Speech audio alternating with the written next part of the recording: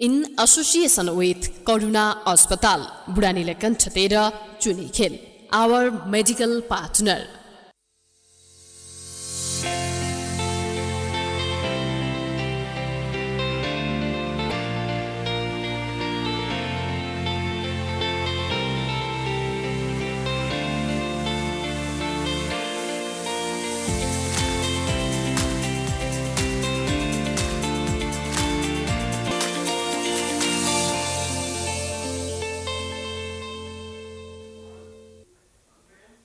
कार्यक्रमको आजको श्रृङ्खलामा यहाँहरूलाई हार्दिक स्वागत अभिवादन गर्दछु। म एलपी शर्मा। दर्शकवृन्द, एमसिसीका कारण सडक र संसद तातिसकेको अवस्थापछि आजको एक नयाँ सुसमाचार सुन्नमा आएको छ कि एमसिसीले एक ब्रेक थ्रु प्राप्त गर्यो भन्ने कुरा पनि सुन्नमा आयो।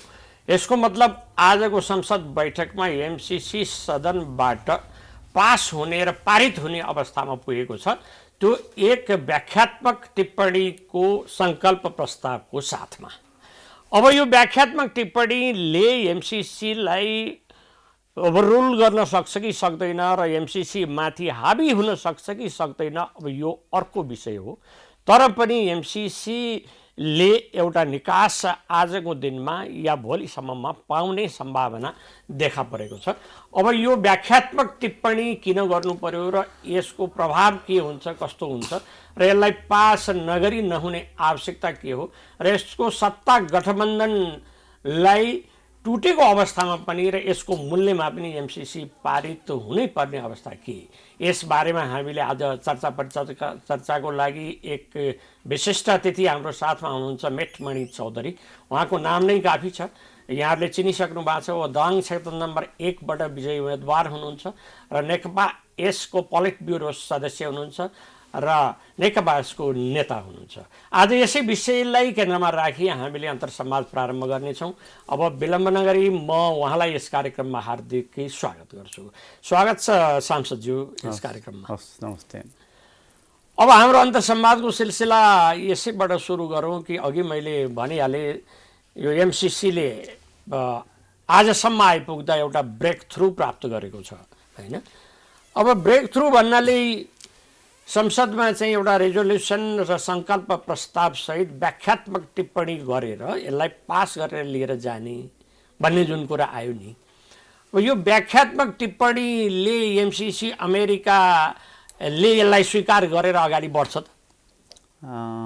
एमसिसी जुन हजुरले क्वेसन गरिराख्नु भएको छ, हो, अब एमसिसी हामीले मात्रै व्याख्या गरेर पुग्दैन, हो, अमेरिकाले कमिटमेन्ट गर्ने विषय हो। हो हो। त्यसैले आज जे क्वेसन गरिराख्नु भएको छ, अब यतिले मात्रै त पुग्दैन र अब यही तरिकाले मात्रै त जाँदैन। आजदेखि संसदमा अब छलफल होला, अब दफावार त नहोला, सैद्धान्तिक छलफल त पक्कै हुन्छ। सैद्धान्तिक हुन्छ। प्रत्येक सांसदले 5 मिनट बोल्न दिने कुरा आइरहेछ, बोल्न देलान्। तर सबै अब आज र भोलि अब 2 दिनमै सबै सांसदहरूले यो विषयमा 5 मिनटमा बोल्न सक्ने सम्भावना छैन, टाइम हुँदैन कि रातभरि चलाउनु पर्यो। यदि रातभरि चलाइएन भने अब त्यो टाइम सफिसियन्ट हुँदैन। अब टाइम सफिसियन्ट नभएपछि सिधै अब सांसदले केही व्याख्या गर्ने कुनै विषयमा व्याख्या गरेर हामीले व्याख्या गरेर त पुग्दैन, किनकि यो अमेरिकाको अब त्यो प्रोजेक्ट हो। अमेरिकी संसदबाट पास भएको फेरि त्यहाँ नीति नियमहरू छ। हो, त्यस कारणले अब यो एकदम ननसेन्स कुरा जस्तै मलाई लाग्छ। हामीले व्याख्या गरेर हामीले आफैले त्यसलाई कमिटमेन्ट भनेर स्याहार्ने कुरा, यो यो हो यो यो हो यो यो हो भन्ने कुरा यो मिल्दैन। सेभ गर्ने जस्तो मात्रै कुरा जस्तो छ, होइन। अब हिजो हामीले सुगौली सन्धि गऱ्यौँ, त्यो हाम्रो बाध्यता थियो। हामी हारेको बेला सन्धि भएको थियो, त्यसैले हाम्रो विपक्षमा भयो। तर त्योभन्दा अगाडिका कोशी सम्झौताहरू, गण्डकी सम्झौताहरू, महाकाली सन्धि जुन गऱ्यौँ नि, अब यो प्रेसरमा गरिएका सन्धिहरू, जसको कारणले प्रेसर कसले दिन्छ भन्दाखेरि जुन राष्ट्रको हितमा हुन्छ उसैले प्रेसर गर्छ।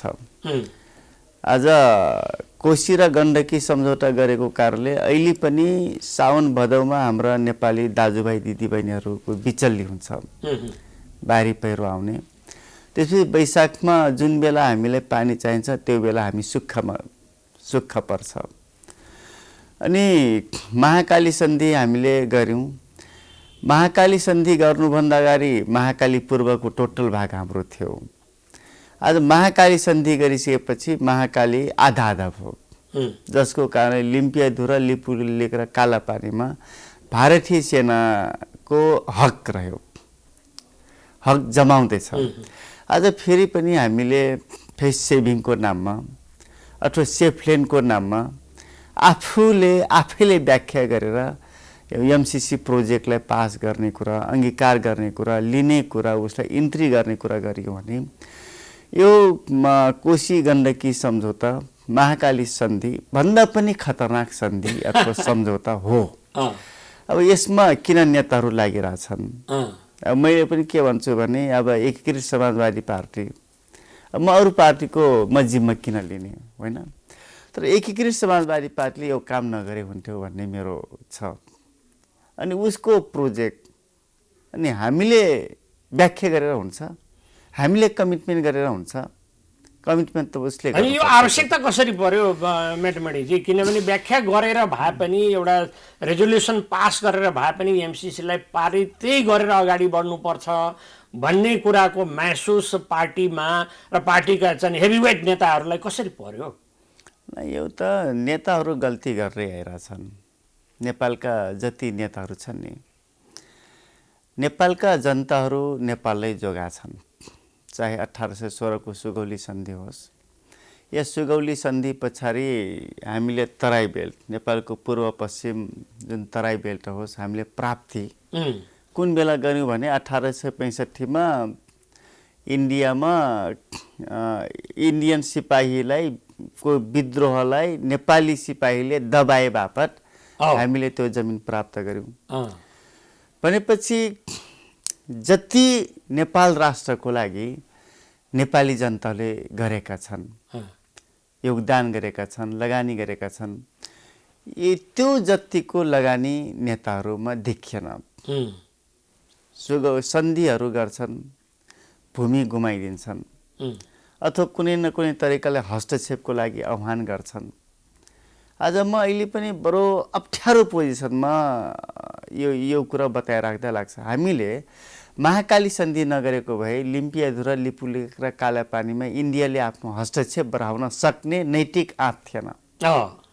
आज हामीले सुन्थ्यौँ, त्यसको पनि अब मुहान कहाँ हो भन्ने कुरा पनि स्पष्ट नभइकन हामीले त्यहाँ सुन्थ्यौँ। हामी त भयङ्कर मिस्टेक गर्यौँ। अब पश्चिमतिरबाट कुट्याङ्डी नदी आएको छ, अर्कोतिरबाट काली नदी आएको छ, बिचको भागमा लिम्पियाधु र लिपुलेक र कालेपानी छ। यदि महाकाली नदी आधा आधा हो भने लिम्पियाधु र लिपुलेक र कालापानी पनि त आधा आधै होला नि त। त्यो हामी भयङ्कर मिस्टेक गर्यौँ। अब आज पनि नेताहरूले अब यो ठाउँमा आइपुगेका छन्, आफ्नो सत्ता जोगाउनको लागि, आफू बाँच्नको लागि किन देशलाई, देशमा अरू देशलाई इन्ट्री गर्न दिएर अथवा आह्वान गरेर राज्य गर्ने कुनै न कुनै तरिकाले मौका दिएर किन फेस सेभिङ गर्नु पर्यो, अब यो किन गर्नु पर्यो भनेपछि नेपालका राजनीतिक दलहरूका नेताहरूमा न दलमा स्ट्रङ कमिटमेन्ट देखिन्छ, न नेताहरूमा त्यो खालको कमिटमेन्ट छ। मान्यज्यूले भनि सक्नुभयो कि पार्टीको निर्णय चाहिँ नि यो एमसीसीको विपक्षमा मतदान गर्ने भन्ने छ र यसलाई यथास्थितिमा पास पारित नगर्ने भनेपछि सडकमा पनि आफ्ना कार्यकर्ताहरू छन्, जनताहरू छन्, सबै छन्। आज पनि सम्भवतः अब सबै बिहानैदेखि अब त विरोध चाहिँ नि हुन्छ होला। यो अवस्थामा हामीले व्याख्यात्मक टिप्पणीका आधारमा एमसीसीका पक्षमा मतदान गर्यौँ भन्ने कुरालाई लिएर कार्यकर्ता र जनतामा जान सकिन्छ त? मैले त भोट हाल्दैन, हेर्नुहोस्, म त्यसलाई मान्दैन, किनकि यसले धेरै दुर्गामी असर गर्छ। अब एमसीसी भन्ने बित्तिकै यो खराब नियतको साथ फेरि त होला नि त, हुइप लाग्ला अनि जेसुकै लागोस्, जोसुकै भनोस्, तर यति खराब प्रोजेक्ट खराब नियतले आएको प्रोजेक्टलाई नेपालमा इन्ट्री गर्ने दिने र त्यसमा सही छाप गर्ने कुरामा हाम्रो नैतिकताले दिँदैन। अब सिक्किम भारतमा विलय गराउँदा पनि त सिक्किमीका नेताहरू 2-3 जुन राजनीतिक दलहरू थिए उनीहरू पनि यस्तै कुरा गर्थे, जसको कारणले भ्यालिड तरिकाले सिक्किमलाई भारतमै विलय गरायो। हो, पुरै भ्यालिड तरिका हो, भ्यालिड तरिकाले औपचारिक तरिकाबाट संसदबाटै डिक्लेयर गरेर त्यो इन्ट्री गराएका थिए अथवा विलय गराए। तर आज हामी नेपालको इतिहासमा सबैभन्दा अप्ठ्यारो मोडमा छौँ। यदि हामीले आफ्नो विवेक पुर्याउन सकेनौँ भने कुनै न कुनै तरिकाले अमेरिकालाई हामीले हाम्रो देशमा ल्याउँदैछौँ।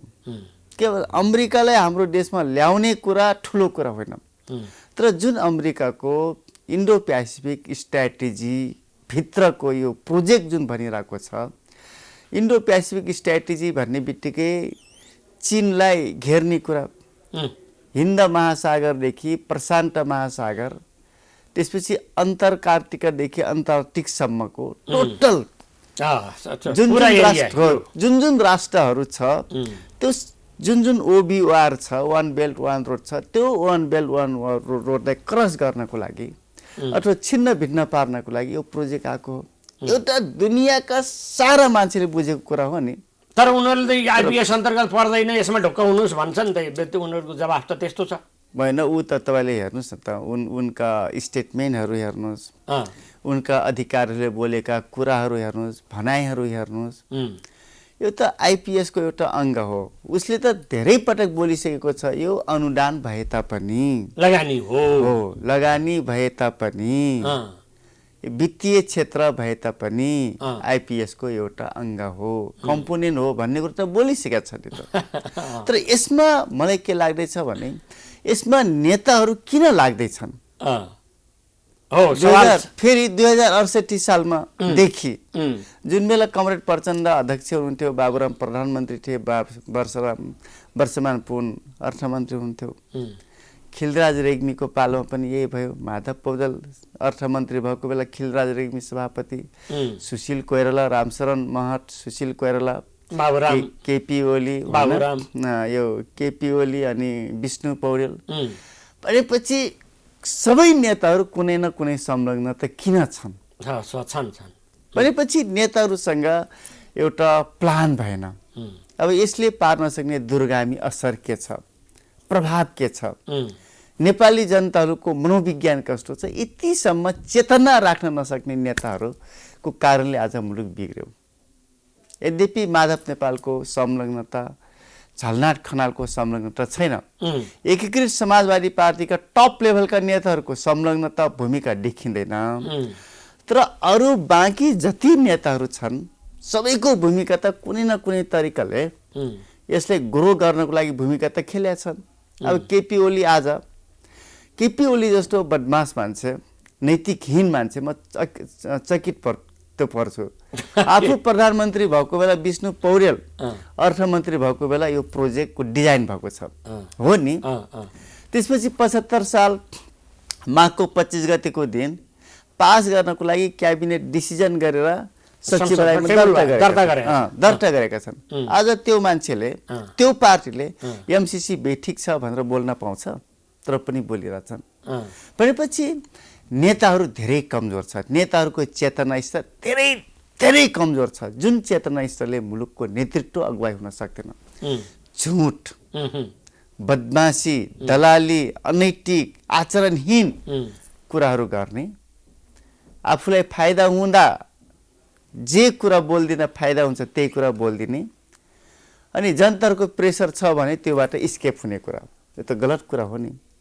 जे ठिक हो त्यो कुरा बोल्नु पर्यो नि त। उसलाई, नेतालाई, पार्टीले लागेको कुरा, जस्तो यही एमसीसीको विषयमा पनि म्याक्सिमम डिस्कसन गराउनु पर्यो नि त, जनताहरूको बिचमा जानु पर्यो।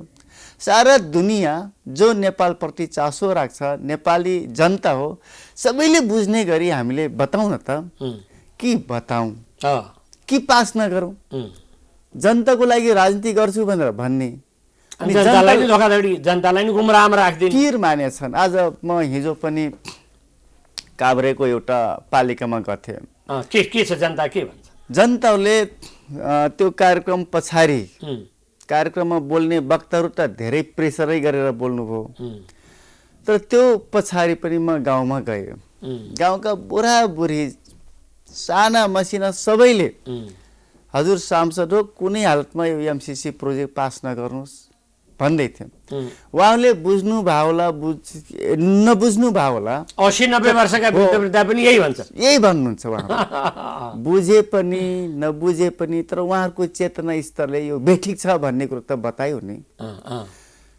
हामी जनताको लागि राजनीति गर्छौँ भनेर भन्ने, आज बुढाबुढीहरूले रुवाएर स्टेप चाल्ने कुरा राम्रो हुन्छ।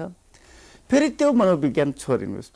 सबैभन्दा ठुलो कुरो, हामी कुनै न कुनै तरिकाले हामी आफूलाई असंलग्न राष्ट्र भन्छौँ। पञ्चशीलको सिद्धान्तमा आधारित छ। हो, दुईटै राष्ट्रलाई ब्यालेन्स राखेर अगाडि बढ्ने कुरा गरिरहेको छौँ। इन्डो पेसिफिक स्ट्राटेजी भित्रको पाठमा छिर्ने बित्तिकै हाम्रो अवस्था हुन्छ के? हामी त अमेरिका प्रो देखिन्छौँ, देखिन्छ नि त, नाटोमा संलग्न भए जस्तै भयो यो त। हो त, इन्डो पेसिफिक स्ट्राटेजी भित्र हामीले छिर्छौँ। मान्छे यो अमेरिकाले यो इन्डो पेसिफिक स्ट्राटेजी भित्रको पार्ट होइन भने पनि हामी छिर्यौँ नि त। भन्नु त उसले यही भनिरहेको छ, जो आइपिएस त अस्ति भर्खरको बच्चा हो होइन।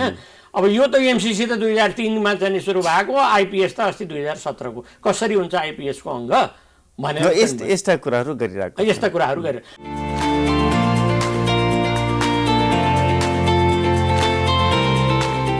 अब मेटमणि, अब एउटा कुरामा हामी जाउँ, यो कार्यक्रमको अर्को पाटोपट्टि पनि हामी गएर हेरौँ।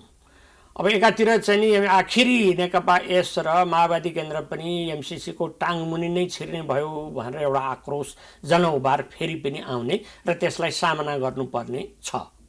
अर्को पक्ष के छ भने यहाँहरूले गठबन्धन जे गर्नुभयो त्यो गठबन्धन चाहिँ नि प्रतिगमनका विरुद्ध, दुईचोटि प्रतिनिधि सभालाई असंवैधानिक तरिकाबाट विघटन गरियो, प्रतिगमनको गोटी भइयो, यसका विरुद्ध चाहिँ लड्नुपर्छ भनेर सारा पार्टीहरू, 5 पार्टीहरू मिलेर मुद्दा लडियो, सर्वोच्चमा गयो, त्यसपछि गठबन्धन भयो र त्यो अनुसार अगाडि बढिसकेको अवस्थामा अब फेरि एमसीसीले गठबन्धनलाई नै तोडेर भिरको एउटा कालोमा, पुरै भिरको डिलमा लगेर राखिसकेको अवस्थामा एउटा फेस अब फेरि त्यही चाहिँ नि त्यो यो प्रतिगमनका चाहिँ नि सूत्रधारहरूसँग गएर उनका शरणमा पर्नुभन्दा त बरु विकासको नाममा आएको परियोजनाले यहाँ लगानी गर्ने भन्ने पनि स्पष्ट छ, कति गर्ने भन्ने पनि स्पष्ट छ, कुन समयभित्र गर्ने भन्ने पनि स्पष्ट छ भने यसैलाई लिएर एउटा चाहिँ व्याख्यात्मक टिप्पणी सहित जाउँ न त र यसलाई प्रतिगमनको बाटोमा फेरि देशलाई नधकेलौँ भन्ने कुरा पनि त सही होला त। यो विषयमा अब 5 दलीय गठबन्धन भन्ने बित्तिकै संवैधानिक सर्वोच्चता, कानुनी राज्य र नेपालको प्रणाली सँग जोडिएको छ र ब्रेक भइसकेको चेनहरू, सिस्टमहरूलाई इस्ट्याब्लिस गर्ने कुरासँग छ, सम्बन्धित छ। त्यसैले यसलाई कायम राख्नुपर्छ, एक। र दोस्रो कुरो, हामीले कायम राख्न सकेनौँ भने हुन्छ के भने जसले नेपालको प्रणाली सक्न खोजेको छ, संवैधानिक सर्वोच्चता र कानुनी राज्य मान्दैन भनिरहेको छ, त्यस्ता मान्छेहरूको त्यो पार्टीको हाबी हुने सम्भावना देखिन्छ। त्यसकारणले अब यो चिजलाई हामीले जोगाएर लानुपर्छ। यो गठबन्धनलाई जोगाउने कसरी त्यो भन्दा यो बिचमा फ्याक्टै आइपुग्यो, जोगाएर लानुपर्छ। तर यो गठबन्धनलाई जोगाउने नाममा सारा मुलुकको अस्तित्व नै समाप्त हुने गरी किन जोगाउने भन्छु म। मुलुकमा वार हुने एउटा सेन्टर पोइन्ट किन बन्न दिने, अथवा योभन्दा त खतरा फेरि अर्को रिजल्ट आउन सक्ने सम्भावना देखिन्छ नि त। हामी एउटा राष्ट्रको पक्षमा देखिने, अर्को राष्ट्र रिसाउने, अर्को राष्ट्र फेरि कुनै न कुनै तरिकाले तनाव दिने काम त सुरु गर्छ नि त। जस्तै चाइनालाई घेर्नको लागि हामी अमेरिकालाई स्पेस दियौँ भने चाइनाले साइलेन्ट बस्छ त, अथवा हाम्रो मित्र राष्ट्र भएरै रहिरहन्छ त यो एङ्गलबाट पनि त हेरौँ न त।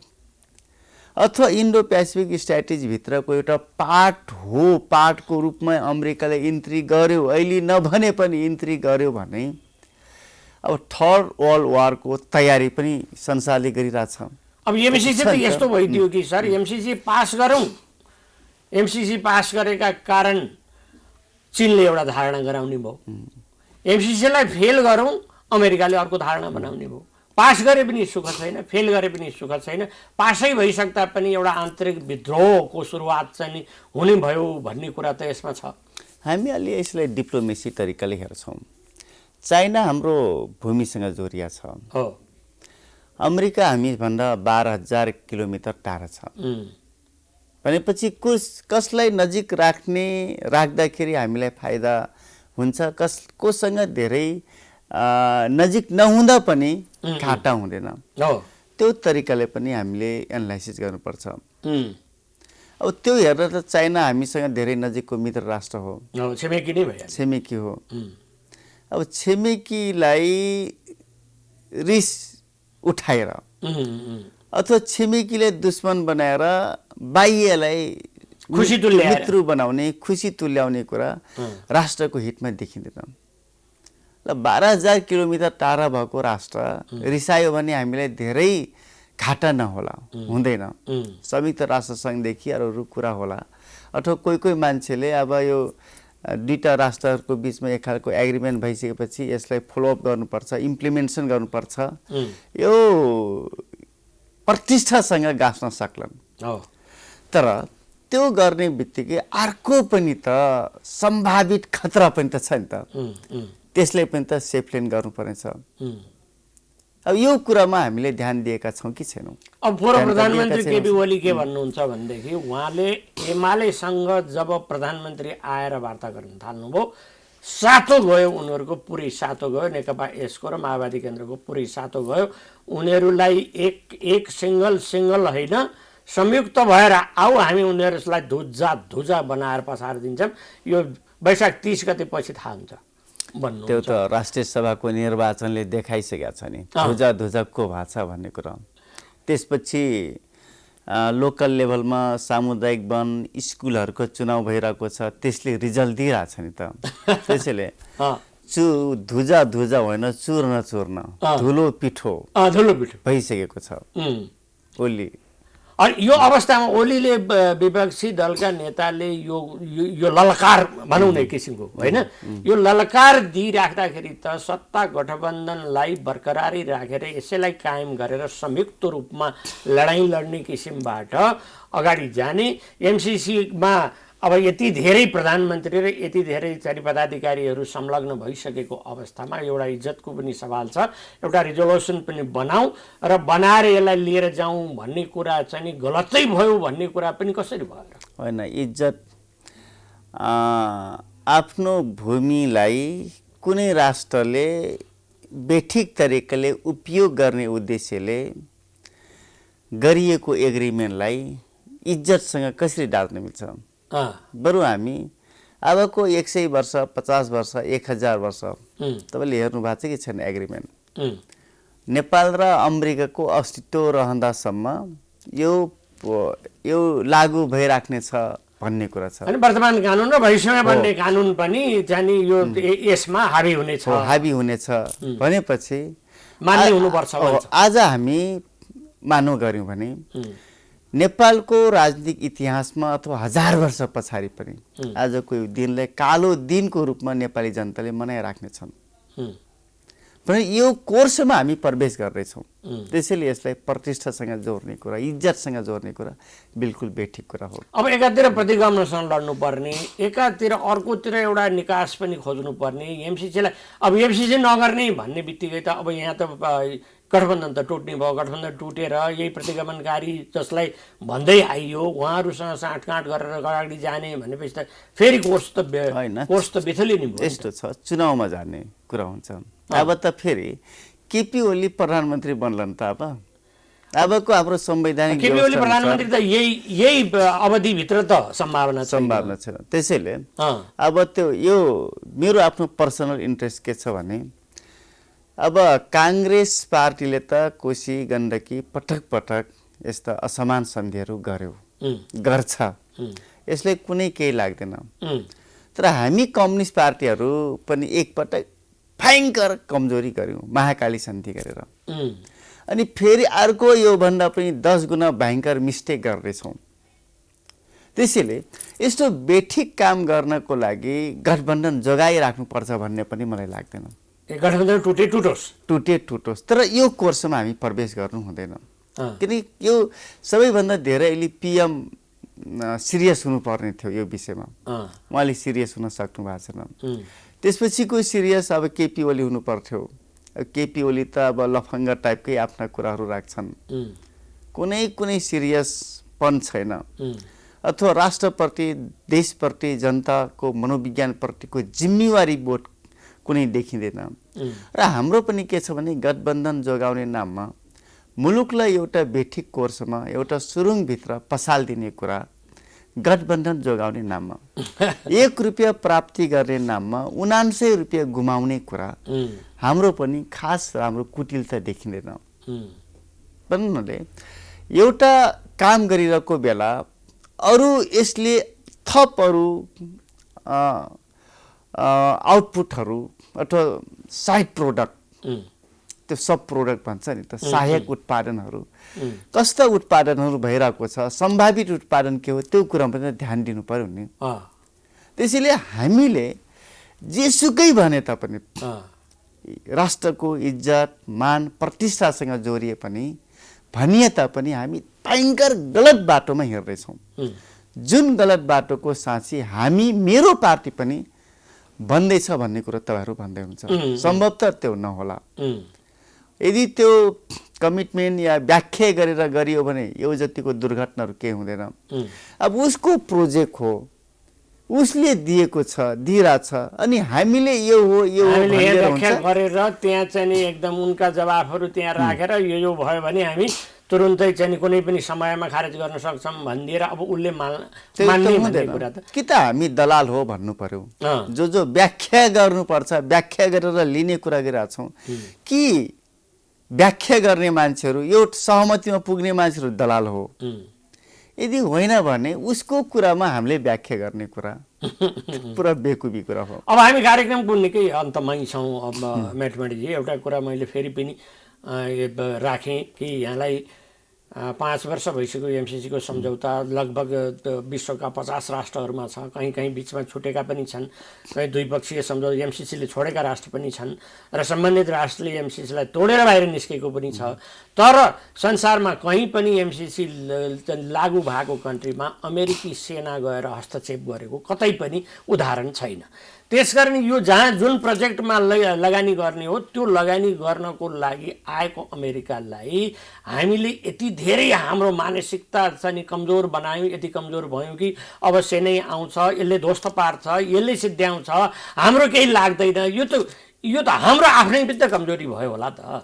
कमजोरी म भने त न दृष्टिकोण छ न कमिटमेन्ट छ अनि कमजोरी त भइहाल्छ नि दृष्टिकोण कमिटमेन्ट नभएपछि कमजोरी केही छैन किम इल सुङ हेर्नुहोस् त भन्नाले यहाँ त्यो सिङ्गापुर बनाउने होइन कसरी सिङ्गापुर बनाए त्यो सी जिनपिङ कसरी चाइनालाई सन् 2024सम्म संसारकै सबभन्दा मलेसिया कसरी बन्यो कम्तीमा नेताहरूसँग लिडरसिपसँग एउटा कमिटमेन्ट हुनुपर्छ त्यो पनि स्ट्रङ कमिटमेन्ट हुनुपर्छ दुनियाँले के भन्छ तर उसले 50 वर्षपछि के हुने कस्तो बनाउने म पछाडि मेरो उमेर यतिसम्म रहन्छ मेरो पछाडिको सन्तानले के सिक्ने त्यो कमिटमेन्ट त हुनु पर्यो नि त्यसको लागि 50 वर्ष 100 वर्ष पछाडि पनि देख्ने क्षमता भएका नेताहरू हुनुपर्छ अब हिजो मैले एक ठाउँमा गएर एउटा सिम्पोजियममा थिएँ उहाँहरू के भन्दै सुने मैले के भने अब रसियाले युक्रेनमा आक्रमण गरेर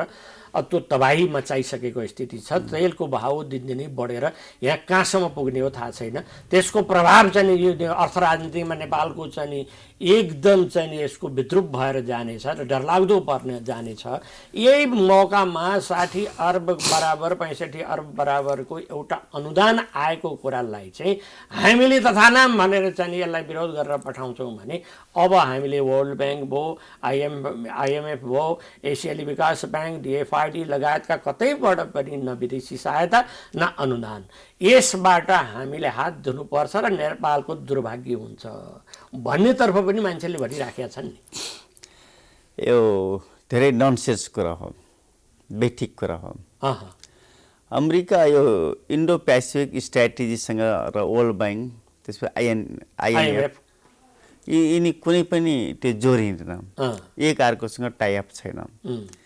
यो शुद्ध चाइनालाई घेर्ने एउटा स्ट्राटेजी हो, एउटा प्रोजेक्ट हो। अनि अरू चिजमाथि नेपालले हक राख्छ। अरू अनुदान लिनको लागि वर्ल्ड ब्याङ्कको थुप्रै अनुदान छ, आइएमएफको थुप्रै एसियाली विकास ब्याङ्क छ होइन। यिनीमाथि नेपालले अनुदान लिन पाउने हक राख्छ। त्यसै यो दुईटा फरक कुरा हो। फरक कुरा भएको र दोस्रो कुरा मैले पटक पटक भन्दैछु, मुलुकलाई अप्ठ्यारोमा पारेर अरूलाई खुसी बनाउनको लागि फसाएर, जस्तै आज भयो भने आज हेर्नुहोस् त जनताहरू सडकमा त छन्, 5-6 हजार 10 हजार जनता त सडकमा छन्। ती जनताहरूको दिमागमा अथवा मनोविज्ञान एन्टी सांसद मनोविज्ञान त भइसकेको छ। भोलि जनताले कुनै न कुनै तरिकाले सांसदहरू बहिष्कार गर्छन्। एउटा सांसदलाई अर्को राजनीतिक दलले बहिष्कार गर्छ, अर्कोले अर्कोले गर्छ। त्यसपछि मुलुक त एउटा वारमा त सुरु त गर्यो नि त। के मान्छे साइलेन्ट भएर बस्छ त? कुनै न कुनै तरिकाले विद्रोहको बीज रोपन त भो एउटा विद्रोहको सुरु त भयो। त्यसपछि विदेशी हस्तक्षेप त भयो। अब हामीले यो प्रोजेक्ट सुरु गर्ने, कार्यान्वयन गर्ने, अनि अमेरिका आउँदैन भन्ने कुरा भन्न मिल्छ। जस्तै मेरै लुम्बिनी प्रदेशमा धेरैवटा सडक खण्डहरू छन्। त्यो सडक खण्डहरू निर्माण गर्दाखेरि के नेपालका जनताहरू मात्रै त्यसमा इन्भल्भ हुन्छन् त? अब कुनै न कुनै तरिकाले त्यसलाई डिस्टर्बेन्स हुन्छ, त्यसलाई ब्यारियर हुन्छ। त्यसलाई खुलाउनको लागि अमेरिकाले आफ्नो फोर्स ल्याउँछ। महत्त्वपूर्ण संवादको लागि म मेरो व्यक्तिगत र टिमको तर्फबाट हार्दिक धन्यवाद दिन्छु। हस्, नमस्ते। हस् त दर्शकवृन्द, आज हामी दाङबाट निर्वाचित सांसद मेटमणि चौधरी नेकपा यसको पोलिट ब्युरो सदस्य पनि हुनुहुन्छ, नेता हुनुहुन्छ। उहाँसँग बसेर हामीले एमसिसीले जुन ब्रेक थ्रु गर्न लागेको भन्ने कुरा छ, यसकै बारेमा र एउटा सङ्कल्प प्रस्तावसहित अगाडि जाने विषय के कति महत्त्वपूर्ण छ र कति यसको औचित्यपूर्ण छ, त्यसबारेमा पनि हामीले कुराकानी गऱ्यौँ। अब यतापट्टि प्रतिगमनका मतियारहरूलाई पनि पराजित गर्नुपर्ने अवस्था छ भने सत्ता गठबन्धनलाई पनि जोगाउनु पर्ने अवस्था छ र एमसिसीले पनि एउटा निकास दिनुपर्ने अवस्थाले यसको बीच बचाव के हुनसक्छ, यसको उचित तौरबाट संसदले निर्णय पनि गर्नेछ र नेपाली जनतालाई पनि त्यही अनुसारको सन्देश जानेछ भन्ने हामीले कामना पनि गर्दछौँ।